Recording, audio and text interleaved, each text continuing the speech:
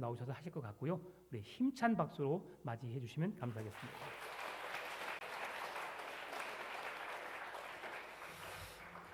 할렐루야. 96년부터 동기 우리 오경환 목사님 동기인데 벌써 그렇게 30년 가까이 됐는지 몰랐네요. 얘기하니까 알았습니다. 먼저 감사할 이야기를 몇 가지 드리겠습니다. 제가 신학교 졸업하고 서울로 갔는데 이제 25년 만에 이게 광주에 와 설교를 하게 되었습니다. 처음으로 광주에 와서 설교한 교회가 이렇게 풍암 전원교회입니다. 초청해 주셔서 감사의 말씀을 드리고요.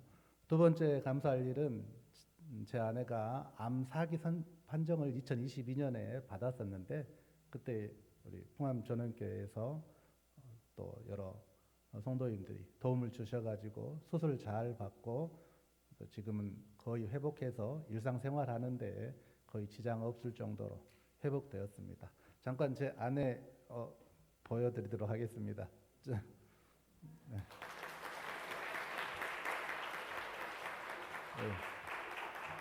기도해 주신 우리 포함 전원교회 성도님들과 우리 또 당회원 분들께 감사를 말씀드립니다. 세 번째로 아까 말씀하셨는데 우리 목회자 모임이 있습니다. 여러 교회를 이제 돌아가면서 모이는데 이번에 풍암 전원교회에 모이게 되었습니다. 저희가 신학교 졸업하고 나서 신학생들이 만든 모임인데 처음에는 한 50명 정도 됐어요. 그런데 이제 다들 바쁘고 모임에 참여 안 하고 하다 보니까 지금 한 8가정 남았습니다. 8가정 그리고 한 30명 정도 자녀들까지 하면 되는데 그 모임이 오늘 이곳에서 모인다는 이야기입니다. 또 이렇게 장소를 제공해 주신 풍암 전원교회와 또 당회원들께 감사의 말씀을 전합니다. 오늘 이제 설교 말씀 듣고자 합니다. 우리 여러분들께서 예배 참여하신 것처럼 하나님께서 여러분들에게 은혜의 시간 또 깨달음의 시간을 주시는 귀한 시간이 되었으면 합니다. 잠깐 기도하고 말씀 전하겠습니다. 하나님, 주의 자녀들이 말씀의 은혜를 사모하여 이 자리에 모였습니다. 각자의 심령에 필요한 말씀으로 채워주시고 말씀을 들을 때에 그 말씀이 우리의 삶 가운데에 살아 역사하는 말씀이 되어 변화될 것이 변화되며 또 힘을 얻을 것에 대해서 힘을 얻는 귀한 시간이 되게 하여 주시기를 원하옵나이다. 은혜 주실 줄 원하오며 예수님의 이름으로 기도드리옵나이다. 오늘 말씀의 제목은 승리하는 신앙생활의 비결입니다. 노아의 이야기는 우리가 잘 알고 있죠. 노아가 방주를 만들어서 자기의 자녀들과 며느리를 구원한 이야기인데 이 이야기는 4,400년 전 이야기입니다. 우리가 신약성경은 성경은 구약성경과 신약성경으로 구분하고 있습니다. 우리가 잘 아는 것처럼 구약성경은 39권, 신약성경은 27권 해서 66권이죠. 한 권으로 편집되어 있습니다. 그런데 이제 구약성경은 이게 오래된 약속이란 뜻이에요. 신약성경은 새로운 약속이란 뜻이고 또 구약성경은 오실 메시아에 대한 이야기고 신약성경은 이러이러한 메시아가 오신다 한 오신 메시아에 대해서 오셨다 이런 오신 메시아에 대한 이야기입니다. 그러니까 구약성경을 잘 보면 예수님에 대한 이야기들이 많이 있는 것이죠. 오늘 노아의 방주 이야기도 영적인 의미로 보면 예수님에 관한 이야기입니다. 오늘 말씀을 통하여서 우리 성도 여러분들이 노아가 어떤 사람이고 또 노아의 방주가 우리들에게 어떤 의미를 주며 우리가 어떻게 하면 노아처럼 승리하는 신앙생활을 할 수 있는지 구체적으로 살펴보고자 합니다. 오늘 읽었던 본문 말씀 11절과 12절 말씀을 보면 당시 세상은 부패하고 악했다고 이야기하고 있습니다. 그럴 때에 하나님께서 노아에게 너는 방주를 만들어라 이런 명령을 내리셨습니다. 이 방주라는 것은 도시나 다시나 추진기나 이렇게 제동장치가 없는 그냥 떠다니기만 하는 것을 방주라고 합니다.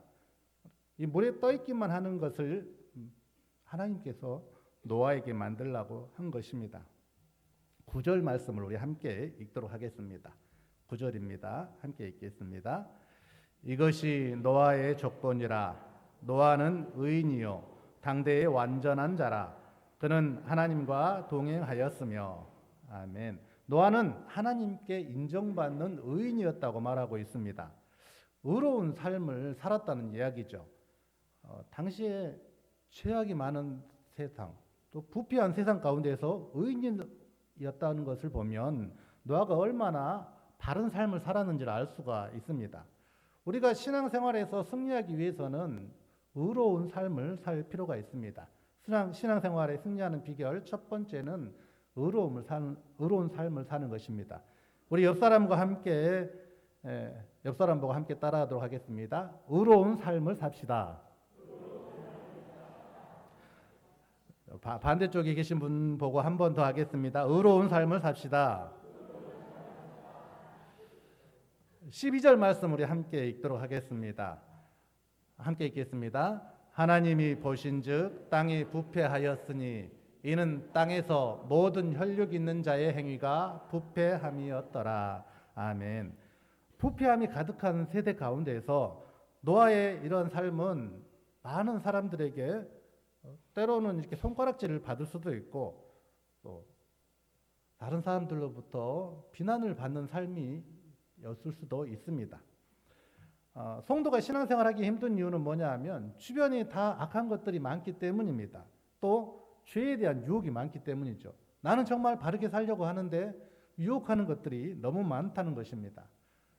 믿는 사람들은, 신앙생활 하는 사람들은 다른 사람들이 다 나쁜 길로 가고 취약된 길로 가고 악한 길로 간다고 해서 그것을 부러워하거나 그것을 따라가면 안 된다는 것입니다.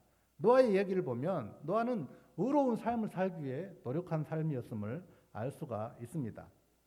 우리나라의 교회는 한 6만여 교회가 있다고 합니다. 성도들은 1,000만 명 정도 된다고 합니다. 개신교 인구가 1,000만 명 정도 되는데 문제는 이렇게 많은 사람들이 있는데 하나님께서 특별히 쓰시는 사람이 있다는 것이죠. 노아 시대 때처럼 많은 사람들이 부패하고 악한 세대 가운데서도 쓰는 사람이 있었던 것처럼 지금 오늘날에도 하나님께서 특별히 쓰는 사람들이 있습니다. 하나님께서는 어떤 사람을 쓰셨습니까? 의로운 사람을 쓰셨던 것입니다. 22절 말씀입니다. 우리 22절 함께 읽도록 하겠습니다. 노아가 그와 같이 하여 하나님이 자기에게 명하신 대로 다 준행하였더라. 다 준행하였더라고 말하고 있습니다. 준행은 쫓을 준자에 행할 행자를 씁니다. 그러니까 하나님께서 명령하신 대로 그 따라서 행했다는 의미이죠. 승리하는 신앙생활의 두 번째 방법은 다 순종하는 것입니다. 우리 옆 사람 보고 한번 따라할까요? 다 순종합시다. 이 다 순종한다는 것이 얼마나 어렵습니까? 조금 하다 말고 한 90% 순종하다 말 사람들이 얼마나 많습니까? 그런데 노아는 다 순종했다고 표현되어 있습니다. 100% 순종했다는 것이죠. 노아의 방주가 어떻게 생겼냐 하면 제가 찾아보니까 지금 그림은 이제 미국에 있는 켄터키주에 있는 노아의 방주 그림입니다. 이것은 2016년에 만들었는데 노아의 방주 공원이라고 만들어서 안에 동물 모형들 만들어 놓고 한 것이 노아의 방주인데 이것은 우리가 상상하기에는 정말 요즘 크기대로 그대로 만들었다고 합니다. 성경에는 이 크기에 대해서 정확히 나와 있는데 15절과 16절 말씀을 통하여 보면 이렇게 나와 있습니다. 우리 15절과 16절 말씀도 함께 읽도록 하겠습니다. 내가 만들 방주는 이러하니 그 길이는 300규빗, 너비는 50규빗, 높이는 30규빗이라.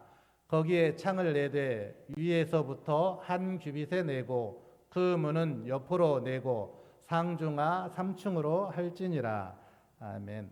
여기 규빗이라는 단어가 나오는데 이 규빗은 오늘날로 말로 하면 45cm, 46cm 정도 됩니다.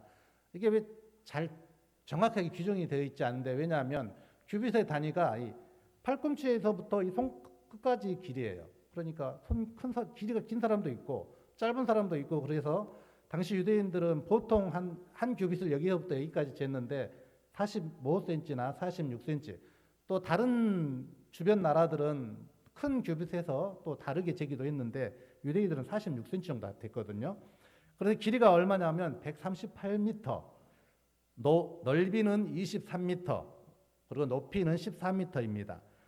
축구장 여러분도 아시죠? 축구장 비교해 보면 이 빨간 것이 방주처럼 생겼는데 축구장보다 더 큽니다. 그러니까 여러분 축구장 가보셨죠?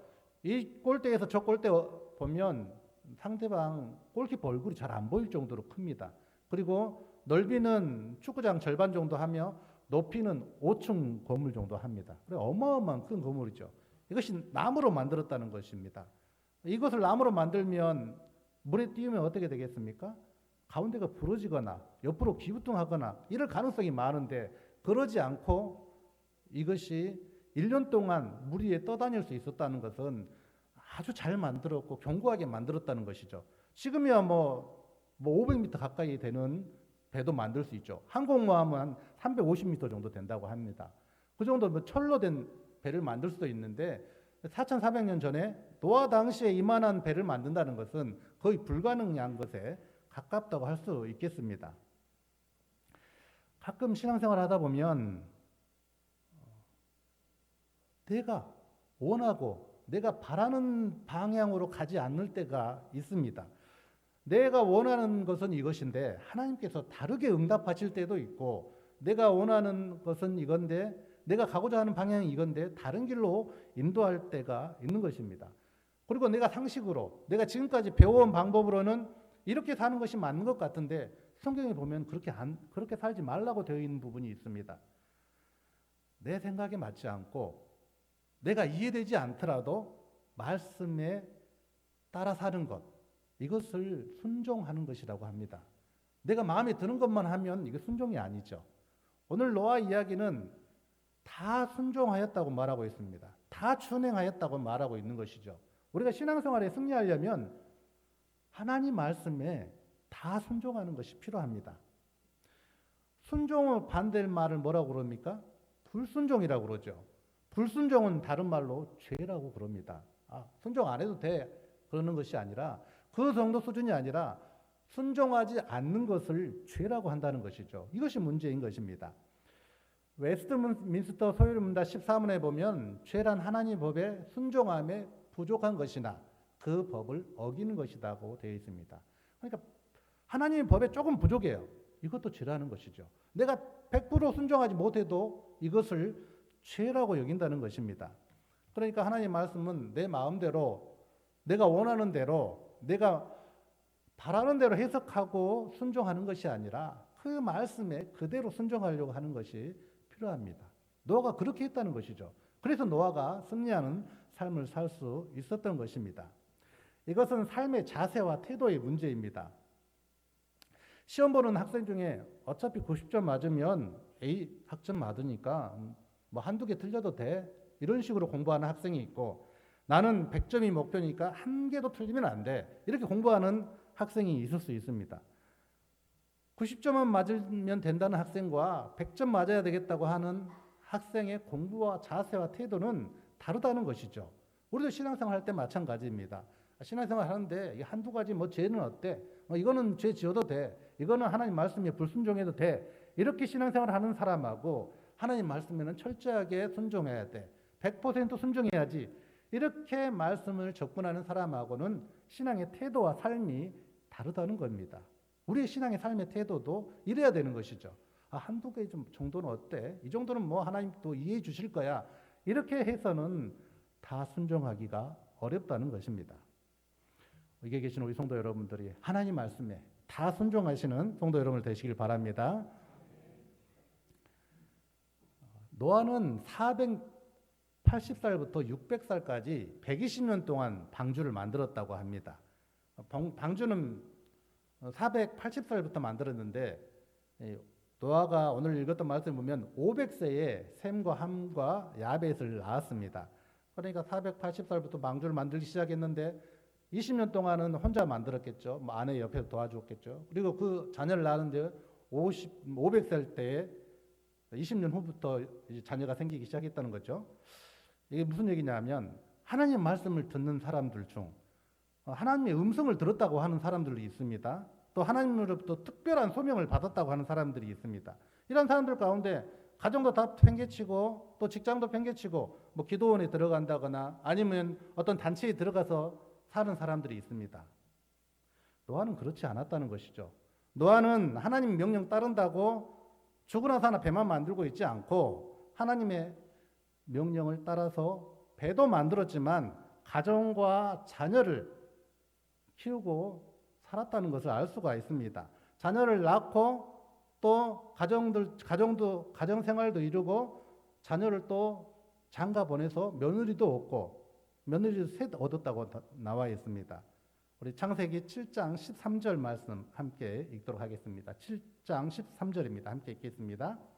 그 날에 노아와 그의 아들 셈, 함, 야벳과 노아의 아내와 세 며느리가 다 방주로 들어갔고.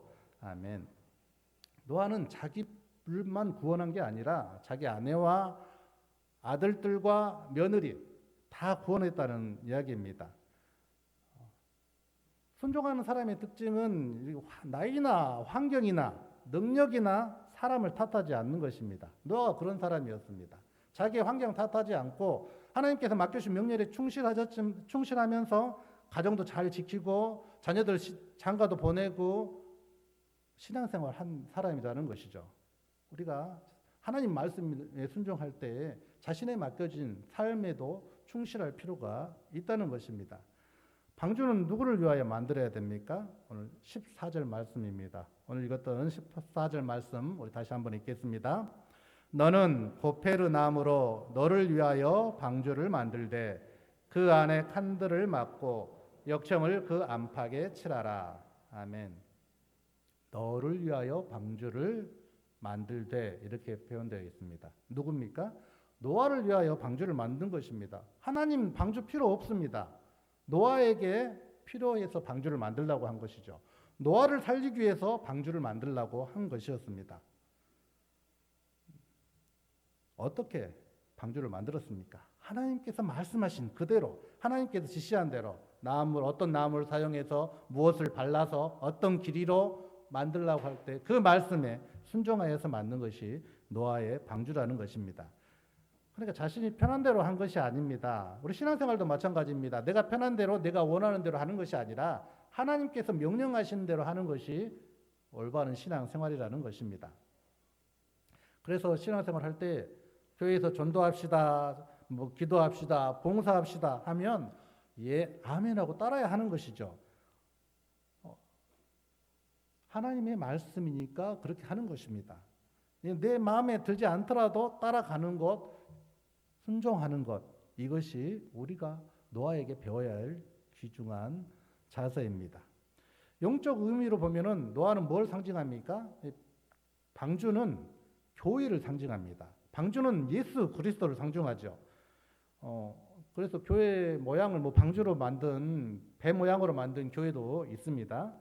방주가 교회라고 한다면 이 홍수의 때는 언제입니까? 심판의 때이죠. 요즘 우리 말로 하면 요즘 시대의 말로 하면 방주가 교회이면 이 비오는 심판의 때는 예수님께서 재림하실 때 그때를 말하고 있습니다. 노아의 시대처럼 방주 안에 있는 사람만 구원받을 수 있습니다. 그래서 심판의 때에 재림의 때에 방주 안에 있는 사람만 구원받는다는 것이죠.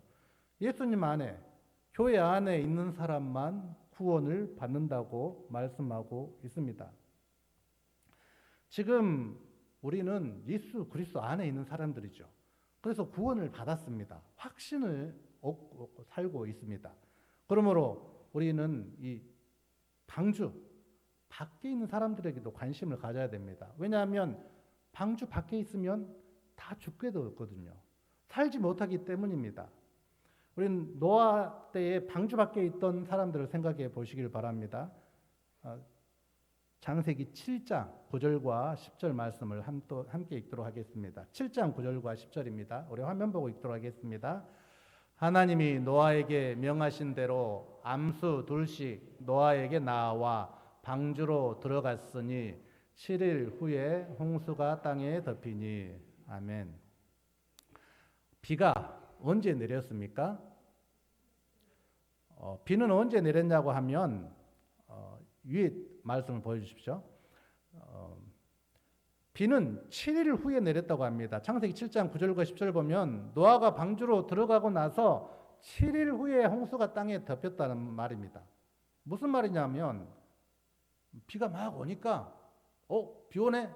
하나님께서 이제 심판하실까 보네? 방주로 들어가야겠다 하고 비가 오니까 방주로 들어간 것이 아니라는 것입니다.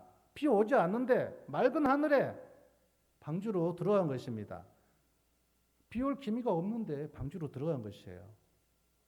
이게 무슨 말이냐면 믿음은 보이지도 않고 보이지도 않는데도 그 믿음으로 따라 행하는 것이 믿음입니다. 이것을 온전한 믿음이라고 하는 것이죠. 비가 오지도 않은데 동물들하고 노아의 가족들이 방주로 들어갔을 때 사람들은 뭐라고 했습니까? 조롱했을 것입니다. 비난했을 수도 있습니다. 비웃음 또 오해를 하기도 했을 거죠. 사람들이 내가 신앙생활 할 때에 어떤 사람들은 오해하기도 합니다. 또 잘못 생각하기도 합니다. 내가 하나님을 향하여 교회를 향하여 열심을 내고 헌신하고 봉사하고 또 헌금하고 이런 것을 보고 세상 사람들은 전혀 이해하지 못할 수도 있습니다. 때론 비난하고 오해하고 비웃음을 할 수 있다는 것이죠. 노아가 비가 오지 않는데도 믿음의 눈으로 가지고 비가 오지 않는데도 7일 전에 이 방주에 들어갔습니다. 사람들은 처음에 이제 비가 조금 오니까 대수롭지 않게 생각했겠죠. 그런데 비가 계속 오고 이게 40일 동안 비가 계속 왔거든요. 그들의 터전이 잠기고 집들이 잠기고 산들이 잠기고 이제 배가 노아 방주가 떠오르고 그러니 사람들은 그때서야 노아에게 달려왔을 것입니다. 이 다음 그림을 보면 이런 그림입니다. 노아의 방주가 저 멀리 떠 있는데 사람들이 살려고 높은 나무에 올라가거나 뗏목을 잡고 있거나 그런 사람들의 모습입니다. 그러나 노아가 방주를 만들었을 때에 이 노아 혼자만 만들었을 거냐, 노아의 가족들만 이 방주를 만들었을 거냐, 학자들이 연구를 했습니다. 이 노아 가족과 노아의 자녀들이 120년 동안 방주를 만들면 방주를 만들 수 있을까? 이게 좀 불가능하다고 합니다. 그러면 어떻게 만들었냐? 노아가 분명히 다른 사람들을 일꾼으로 썼을 것이다. 이런 생각을 하는 것이죠. 뭐 나무로 배를 만든다고 하면 그냥 나무를 붙여가지고 만드는 게 아니라 나무를 썰어다가 다듬질하고 이것도 말려야 된답니다. 말려야지 이것이 되지. 그냥 배를 만들 수는 없거든요. 말리는 기간 또 이거 길이를 또 붙이고 하는 기간 하면 노아의 가족들만으로는 이게 불가능할 것이라고 생각하고 학자들은 많은 사람들이 노아가 인부로 고용했을 것이라고 이야기를 하고 있습니다.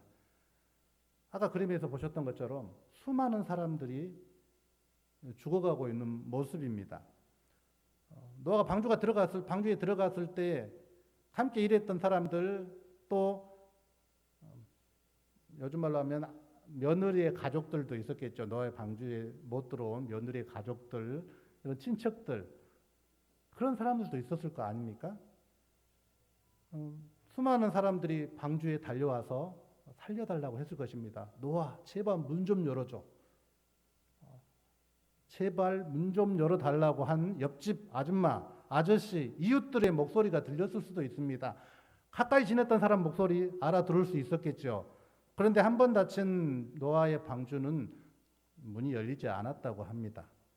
7장 16절에 보면, 후반절에 보면 여호와께서 그를 들여보내시고 문을 닫으시니라. 그 문을 여호와께서 닫으셨거든요. 사람이 넣을 수가 없었습니다. 무슨 말이냐면 이 재림의 때에, 심판의 때에, 예수님께서 다시 오실 그때에, 그때가 닥치면 늦는다는 이야기입니다. 그래서 우리 총동원 전도주일에 전도하고 그러는 이유가 무엇입니까? 함께 구원받기 위해서입니다. 함께 방주 안에 들어가기 위해서죠. 이 교회 안에, 예수 그리스도 안에 들어가기 위해서 전도하고 교회 밖에 있는 사람들에게 관심을 가지고 복음을 전해야 됩니다. 한 사람 복음을 전하는데 뭐 100만 원, 뭐 1000만 원, 1억 정도가 든다고 하면 해야 됩니까? 안 해야 됩니까? 구원을 해야 된다는 것이죠. 한 사람 살리는 것이 얼마나 힘든 일입니까? 그럼 우리가 죽어가는 이들에게 복음을 전해야 되고, 특별히 나의 가족들에게, 나의 친지친척들에게 복음을 전해야 될 이유가 여기에 있습니다. 방주 밖에 있으면 죽기 때문입니다. 우리 성도 여러분들 중에도 아직 가족이나 친지친척이나 형제들 중에 믿지 않는 분들이 있는 줄 알고 있습니다. 그런 분들도 속히 구원의 방주에 다 들어오는 놀라운 역사가 있길 바랍니다. 그러면 이제 방주 안의 상황은 어떻습니까? 교회는 의로운 사람들, 착한 사람들만 모인 것입니까? 그렇지 않은 것이죠. 원래는 교회라는 것은 제가 죄인입니다. 하나님 앞에 저는 죄인입니다. 저를 구원이 필요합니다. 이런 사람들이 모인 것이죠. 아니, 죄인들의 모임이에요. 교회라는 곳이 원래. 근데 이 죄인들이 모여 있는데 세상 사람들 보기에는 교회 다니는 사람들은 정말 착하고 또 다른 사람들보다 덜 속일 것 같고 이렇게 생각한다는 거죠. 솔직히 우리는 죄인이라고 모여 있는데 교회 밖에 있는 사람들은 교회에 있는 사람들은 좀 다를 것이라고 생각하는 부분이 있거든요.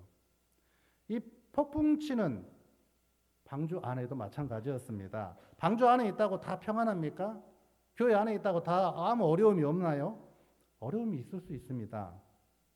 방주 안에는 지금 노아의 가족과 노아의 자녀들, 그리고 며느리, 그리고 또 뭐가 있었습니까? 수많은 동물들, 동물원에 있는 동물들보다 더 많은 동물들이 있었던 것이죠. 동물들 그냥 있습니까? 얼마 전에 노아라는 영화를 만들었었는데 거기에 보면 동물들이 잠재웠다고 표현되어 있는 부분이 있습니다.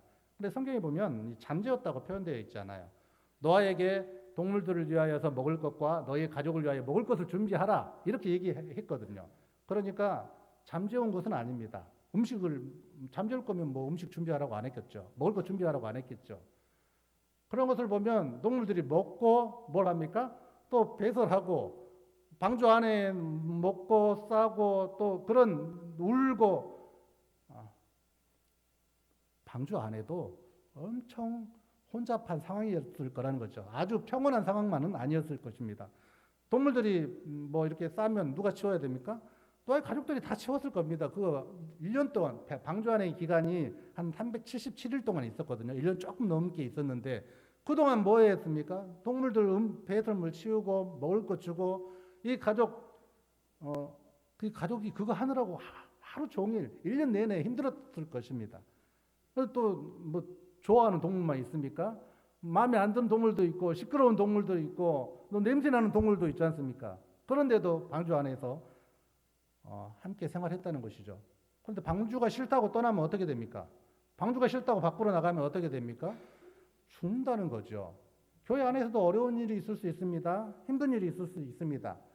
때로는 어떤 성도님, 집사님, 뭐 장로님, 목사님, 교회 때문에 뭐 이렇게 나는 힘들다, 어려운 일을 겪고 있다, 신앙생활 못한다 이렇게 생각하시는 분들이 있을 수 있습니다. 때로는 내 고통과 괴로움을 못 알아준다 이렇게 말하고 생각하고 있는 분들이 있습니다. 좋은 의도로 나는 정말 좋은 의도로 말했는데 나는 정말 좋은 의도로 행동했는데 상대방이 아파했대요. 상처를 받았대요. 이런 분들이 교회에 있을 수 있습니다. 정말 아무것도 아닌데 오해하기 딱 좋은 상황이 발생해가지고 오해하시는 분들도 있을 수 있습니다. 여러분들 그런 적이 교회 안에 있죠. 교회 안에서도 이런 어려움들이 있다는 것입니다. 그러나 우리가 교회를 떠나면 되지 않고 예수 그리스도를 떠나면 되지 않고 그 안에서 예수 그리스도 안에서 교회 안에서 함께 신앙생활을 해야 된다는 것입니다. 우리 신앙생활을 방해하는 것은 무엇입니까? 우리에게 괴로움을 주고 절망을 주고 아픔을 주는 것은 무엇입니까? 사탄이라는 존재입니다. 시험에는 두 가지가 있습니다. 우리가 성경을 읽다 보면 잘 이해되지 않는 부분이 있는데 하나님은 시험하지 않으신다네. 또 이렇게 되어 있고 하나님은 시험하셨다네. 이런 부분이 있거든요. 아브라함 이야기를 보면 하나님께서 아브라함을 시험하시려고 이삭을 바치라고 명하신 부분이 있거든요. 창세기 22장에. 그런데 야고보서 또 1장에 보면 하나님은 아무도 시험하지 않으신다니 이런 말씀도 있거든요. 이건 무슨 차이냐면 언어의 차이인데 우리나라가 그냥 시험이라고 똑같이 번역했는데 원래 다른 단어입니다. 아브라함을 시험했을 때는 이 테스트라는 시험입니다. 그러니까 너 시험 이거 아브라함을 테스트하는 것이죠. 그리고 시험하지 않는다는 그 시험은 템프테이션이라고 하는 건데 사단이 하는 것입니다. 하나님께서 하는 시험은 이 시험을 통하여서 얘가 더 성장하고 발전하고 복을 주시게 하는 시험입니다. 그런데 사단이 하는 시험은 어떤 겁니까? 죽이고 멸망하게 하고 악한 길로 빠져서 다시는 일어나지 못하게 하는 것. 이게 사단의 시험이거든요. 그런데 하나님께서는 이러한 시험을 하지 않으시고 테스트는 하신다는 것이죠. 테스트는 왜 합니까? 학생들 테스트 해야 됩니다. 그래야 공부를 어느 정도 수준인지 내가 어느 만큼 실력인지 알 수가 있죠. 테스트를 해야 알 수 있죠. 그래서 시험을 보지 않습니까? 그런 것처럼 하나님께서 이 사람의 신앙 수준이 어느 정도 되나 가끔 확인해 보고 싶으실 때 테스트 하실 때가 있는 것입니다. 검사를 하시는 거죠. 이 시험을 말하는 겁니다. 특별한 경우를 제외하고는 하나님께서는 우리에게 이렇게 테스트만 하시지 너 죽어라 하고 이런 시험을 하지 않는다는 것입니다. 베드로전서 5장 8절 말씀에 보면 우리 함께 읽도록 하겠습니다. 근신하라 깨어라 너희 대적 마귀가 우는 사자같이 두루다니며 삼킬 자를 찾나니. 아멘. 우리 그림 하나 보겠습니다. 그림 하나 보면 믿는 사람 가운데 열심히 달리고 있는 사람이 믿는 사람입니다. 저기 뒤쪽에서 예수님께서 힘내라 화이팅 하고 있죠. 자세히 보면 그 바위 아래 보면 이 마귀가 있습니다. 사탄이 있습니다. 사탄이 뭐라고 있습니까? 줄을 가지고 있죠. 다임 그림을 보여주십시오. 다임 그림을 보면 아니나 다를까 이제 사탄이 줄을 잡아당기고 신앙생활 하는 사람입니다. 믿음 잘 하고 있는 사람이죠. 신앙생활 열심히 하는 사람을 넘어뜨렸습니다. 이 사람이 만약에 죄송합니다. 이 사람이 만약에 넘어졌어요. 시험을 받았어요. 그러면 누구에게 화를 내야 됩니까? 다음 그림을 보여주십시오. 예수님께 화를 낸다는 거죠. 우리의 상태가 이랬습니다. 아니 예수님 왜 저에게 이럴 수가 있습니까? 아니 너 열심히 했는데 왜 저에게 이런 시험을 이 고통을 아픔을 저에게 주십니까? 이렇게 우리 예수님께 화를 내요. 이런 경우가 대부분입니다. 우리 하나님 우리 예수님은 우리를 시험하지 않으시고 우리에게 고통과 괴로움을 주지 않으십니다. 우리 하나님은 절대로 우리 편이시죠. 내가 잘 되기를 바라죠. 우리가 넘어뜨리고 악한 길로 가기 시험하는 존재는 사탄이라는 존재인 것입니다. 그러면 우리가 늘 알아야 됩니다. 이 나에게 고통을 주는 존재가 누구인지.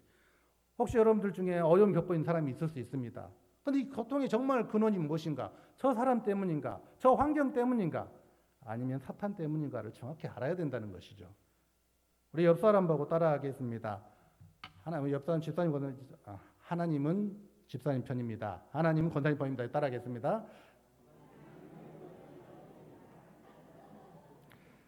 하나님은 전적으로 우리 편입니다. 노아를 생각해 보면 노아가 10년, 20년 방주 만든 거 아닙니다. 120년 동안 만들었다고 그러죠.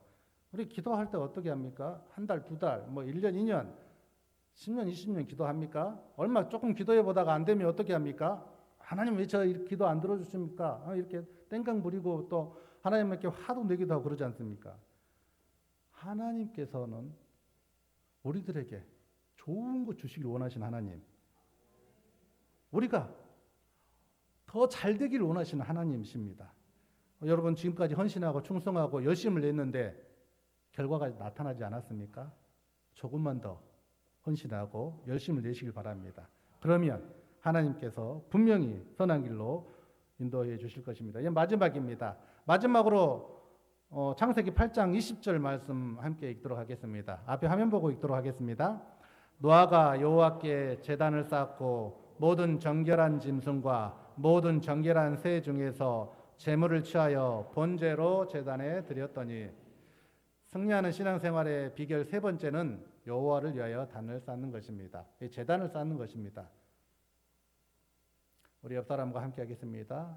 여호와께 예배드리는 성도가 됩시다.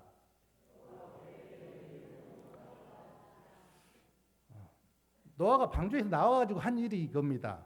창세기 8장 20절을 보면 노아가 방주에서 나와가지고 번제로 제단에 드렸다는 것이죠. 이 예배는 하나님께서 우리에게 주신 최고의 특권입니다. 특권. 그러니까 이 예배를 드리고 싶은데 드리지 못할 사람이 있습니다. 제 아내가 아프니까 예배 드리기 힘들더라고요. 이 중에도 있을 수 있습니다. 몸이 아프면 예배 드리기 힘듭니다. 다리가 아프면 힘들고, 무릎 관절이 아프면 또 예배 드리기 힘들고, 허리 아프면 힘들고, 목 아프면 힘들고, 얼마나 예배 드릴 수 없는 환경들이 우리 앞에 많은지 모릅니다. 그러면 내가 지금 예배 드릴 수 있다. 이것은 정말 하나님께서 내게 주신 놀라운 특권입니다. 그럼 우리는 어찌하든지 예배 드리려고 해야 되는 것이죠. 예배를 드려야 되는 것입니다. 중요한 것은 창세기 8장 21절에 보면 여호와께서 그 향기를 받으시고라고 되어 있습니다. 20절에 노아가 방주에서 나와서 예배를 드렸더니 제단을 쌓았더니 21절에 보면 여호와께서 그 향기를 받으시고라고 표현되어 있습니다. 하나님 뭐 부족하신 분이 없으시죠. 뭐 받는다는 것은 부족하거나 필요한 것이 있을 때 받는다 이런 표현을 많이 쓰지 않습니까? 그런데 하나님께서는 부족한 것이 없으십니다. 그런데 그걸 받으신대요. 예배를 받으신대요. 내가 번제 드리면 하나님께서 받으신다고 합니다. 내가 뭘 드려서 하나님께서 받으신다고 하면 그걸 드려야겠죠. 하나님 필요한 거 없으면 하나님 뭐 금덩이가 필요하십니까? 하나님 뭐 다이아몬드 이런 거 필요 없으신 분입니다. 그런데 내가 예배를 드리면은 하나님께서 받으신다고 합니다. 그러니 얼마나 놀라운 일입니까? 이 예배 드린다는 것이 정말 중요한 일이고 하나님께서 받으시는 일입니다. 그러면 우리가 예배 제단을 잘 쌓아야 되는 것입니다.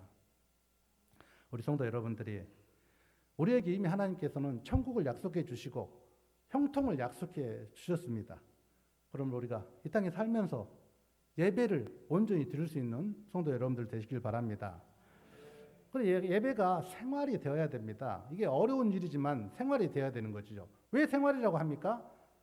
교회에서만 예배 잘 드리는 것이 아니라 삶 가운데서도 예배가 생활이 되어야 된다는 것이죠. 이것을 쉽게 다른 말로 표현하면 이런 것입니다. 이웃에게 친절하기, 이웃에게 너그럽게 대하기, 이웃을 사랑하기, 또 용서하기, 뭐 도와주기, 내 가진 것을 베풀기, 이런 것을 교회 안에서뿐 아니라 교회 밖에서 실천할 때 이게 예배의 생활이 된다는 것입니다. 우리가 신앙생활을 한다고 할 때 가장 으뜸되는 것이 예배 생활입니다. 우리 신앙생활의 세 번째, 승리하는 신앙생활의 세 번째 비결은 무엇입니까? 예배의 제단을 쌓는 것입니다. 이제 말씀을 정리하도록 하겠습니다. 우리 승리하는 신앙생활의 비결 세 가지에 대해서 말씀했습니다. 첫 번째는 무엇이었습니까? 의로운 삶을 사는 것이었습니다. 남들이 약한 길로 가더라도 나는 오직 주를 위해 그 길을 가는 것입니다. 남들이 부정부패 비리해서 돈 많이 벌었다고 하더라도 나는 온전한 길로 가는 것이 의로운 삶을 사는 것입니다. 두 번째는 뭐였습니까? 다 순종하는 것입니다. 내 마음에 드는 것만 순종하는 것이 아니고 내 마음에 들지 않더라도 하나님께서 말씀하시면 순종하는 것입니다. 교회 목사님께서 말씀하시면 순종하는 것입니다.